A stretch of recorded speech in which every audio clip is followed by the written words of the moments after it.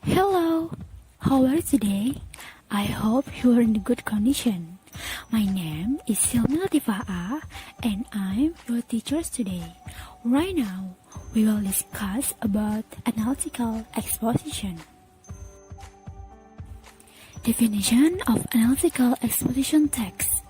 Analytical exposition is a text that elaborates the writer's idea about the phenomenon surrounding. Analytical exposition evaluates a topic critically but focuses on one side of arguments. Eksposisi analitis adalah teks yang menguraikan ide penulis tentang fenomena di sekitar. Isi dari teks eksposisi analitis adalah pembahasan isu yang penting untuk didiskusikan. Biasanya, si penulis akan memberikan beberapa argumen untuk mendukung pernyataan atau fokus mereka. This is just one side of argument. The argument and point of view in the analytical exposition text have to be supported by the facts and relevant information.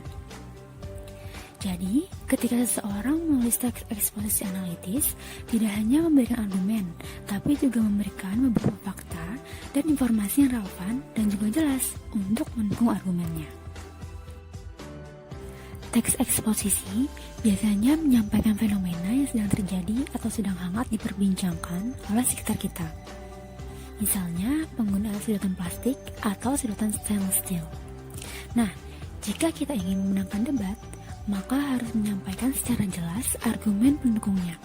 Misalnya, kenapa penggunaan barang plastik berbahaya bagi lingkungan? Terus, apa sih dampak buruk bagi lingkungan dan juga bagi kesehatan? Purposes of analytical exposition text. To persuade the readers that idea is important matter. To persuade the reader or listener that there is something that certainly needs to get attention. To analyze a topic and to persuade the reader that this opinion is correct and supported by arguments. Inti dari tujuan penulis membuat teks eksposisi analitis adalah untuk mengajak pembaca untuk percaya dan mendukung pendapat yang disampaikannya. Where do we usually find the analytical exposition? We usually find the analytical exposition in a letter, legal defenses, speech, editorials, essays, newspaper articles. Language feature of analytical exposition text. 1. Using simple present tense. 2. Using words that express writer's feeling or idea. 3. Using internal conjunction. Penulisan teks eksposisi analitis menggunakan simple present tense, lalu menggunakan kata-kata yang mengekspresikan pikiran atau perasaan penulis. Contohnya, experience, feel, know, realize, sense, and think. Lalu menggunakan kata penghubung. Dalam kata penghubung ada addition atau penambahan, comparison atau perbandingan, time, waktu, cause and effect atau sebab akibat. Generic structure of analytical exposition text. 1. Thesis. Introducing the topic and indicating the writer's point of view. Pada bagian tesis ini, penulis harus memberitahu pembaca tentang topik utama yang akan ditulisnya. Tesis selalu bisa kamu temukan di paragraf pertama teks. Di bagian ini, pembaca juga bisa melihat mengapa penulis memberikan pendapat terhadap hal yang akan menjadi topiknya. 2. Arguments. Explaining the argument to support the writer's position. The number of arguments might vary, but each argument must be supported by evidence and explanation. Penulis akan menuliskan pendapat untuk mendukung topik utama yang telah disampaikan sebelumnya. Biasanya dalam eksposisi analitis terdapat lebih 2 argumen. Semakin banyak argumen ditampilkan, pembaca pasti akan semakin percaya bahwa topik yang dibahas adalah topik yang penting atau membutuhkan perhatian. 3. Reiteration or conclusion. Restating the writer's point of view or to strengthen the thesis. Pada bagian ini selalu terletak di akhir teks dan menjadi paragraf penutup dari tulisan. Conclusion biasanya berisi penegasan kembali posisi dan pendapat dari penulis terhadap topik utama dengan bahasa yang sedikit berbeda. Nah, kita sudah berada di akhir pembelajaran nih. Untuk selanjutnya, kita akan melihat contoh eksposisi analitis dari sebuah pidato. The example of analytical exposition text about computer technology for children. Assalamualaikum warahmatullahi wabarakatuh. Good morning. How are you today? Today I will give my argument about computer technology for children.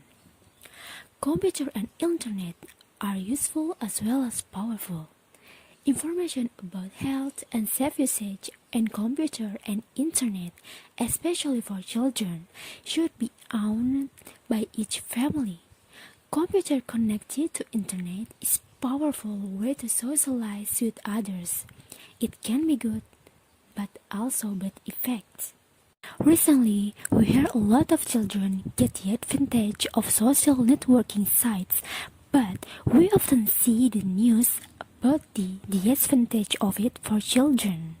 Healthy and safety of computer and internet usage should continue to be campaigned.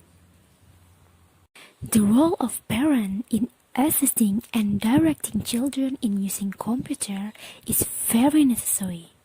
Installation of software monitor such as Keylogger, which has function to watch and note all activities relating to keyboard usage, is helpful, but not enough to protect children from potential harms. Children tend to hide what they have done in front of the computer to their parents. They see that all of they have done are their privacy and no one may know. We cannot prevent children from using computer because it is malfunctional. However, many parents worry about what their kids do in front of the computer, whether they are doing homework or even just playing games, or spending all time to surfing internet, which is the materials do not fit with their age. There is a tendency, especially teenagers, want to become acquainted with many strangers outside. The lack parental supervision of children's activities is likely to pose a potential danger to them. So, parental monitor against the use of computer needs to be done from time to time. Terima kasih atas perhatiannya. Semoga kalian dapat memahami isi video pembelajaran kali ini.